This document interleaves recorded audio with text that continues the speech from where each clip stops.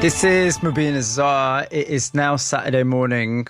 We've been talking about Afghanistan and we've also been talking about what is in the papers this morning. I've got Mohammed Shafiq with me, commentator and broadcaster. Mohammed, what else has caught your eye?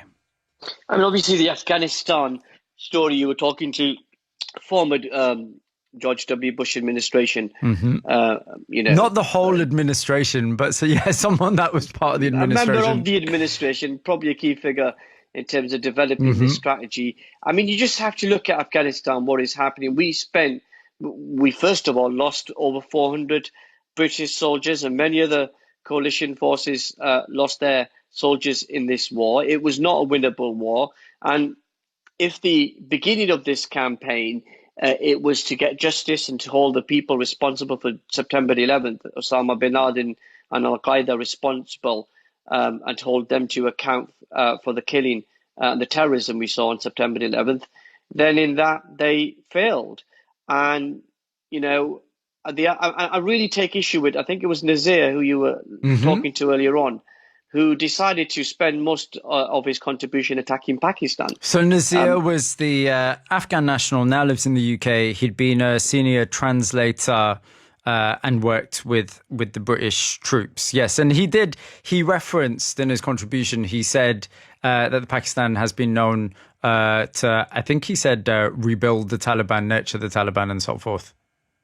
This has been the narrative that's come out from Afghanistan. They've had trillions of dollars, Mubin.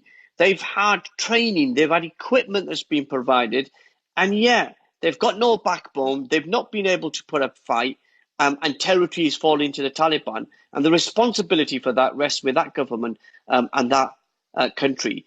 And it's no good for them to point the finger at Pakistan or Iran or other neighbors. Do you know Pakistan lost 70,000 of its own citizens, innocent people killed of course. So at the hand of terrorists. That responsibility comes from across Afghanistan. It's really important to say, there's a couple of things here. It's really important to say that in terms of Afghanistan over the past 20 years, there is no other nation who has taken on the number of refugees that Pakistan has. Of course, there's a porous land border there.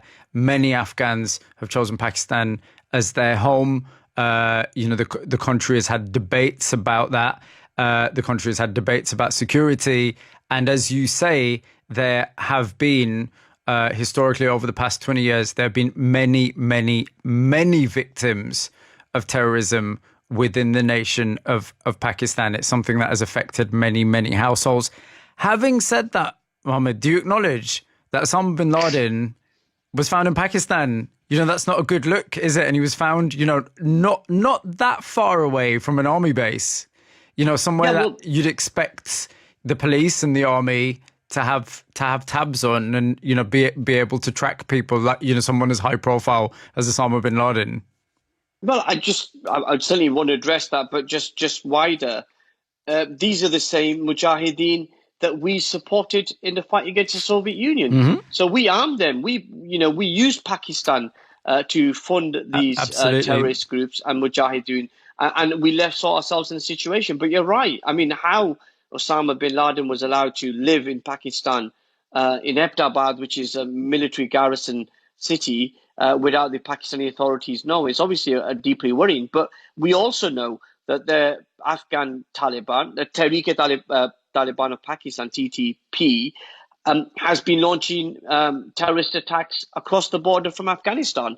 The Afghan government haven't done anything about that. So I just think it's a political slur, and it's propaganda against Pakistan because they're just covering up their own failures. I mean, when you've had $1 trillion from across the international community, you've had all the latest equipment and training, and you've had 20 years to prepare for the moment the foreign forces are leaving.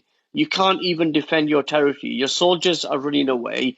There's no political leadership. There's a vacuum, and you're lashing out at your neighbours. I just don't think that's the appropriate way to do it. Mohammed, in your view, what should have happened? And I say that, and I think it's important to frame this, that many people, and I referenced this in the previous chat we were having, many people were against the invasion of Iraq and Afghanistan prior to that.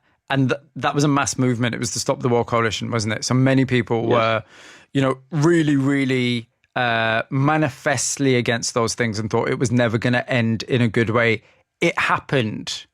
And 20 years later, there's now many people saying these troops should not withdraw. And so do you think now that it had happened and now that we were there as a nation, now that our troops and the American troops had spent that period of time there, do you think they should have just stayed?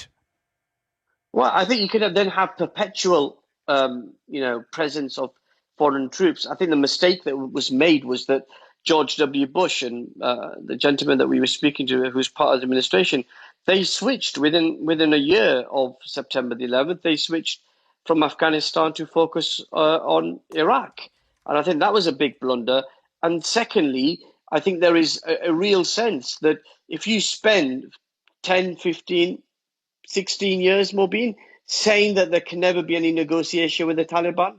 Taliban are absolutely the enemy. They're the devil. We're never going to negotiate with them. And then in the last few years, you start a process of negotiation, which leads to this point where you had President Trump announce pull out of troops and President Biden continuing that policy. And so we've had 15 years of people denying the right of the Taliban to be involved in that, political settlement. The Afghans need to decide their future, and that's going to be done, by reflecting on the failures of our foreign policies. Just really, really briefly, I asked Mark Kimmett there, you heard me ask Mark if he thinks there is a world in which US troops go back in. And he said, in his view, that's a possibility. Do you think we're going to see US and British troops going back into Afghanistan? I think in terms of troops, I think there will be lots of sore heads in government across the world, reluctant to go back in. But I think if Al Qaeda, terrorist organization, increases its influence in Afghanistan to the point where they pose a threat to our societies and our countries around the world, and they've got to take action on that, you suspect that they will look for other ways to attack those targets, but I don't see troops coming back to Afghanistan anytime soon after the experience of the last 20 years.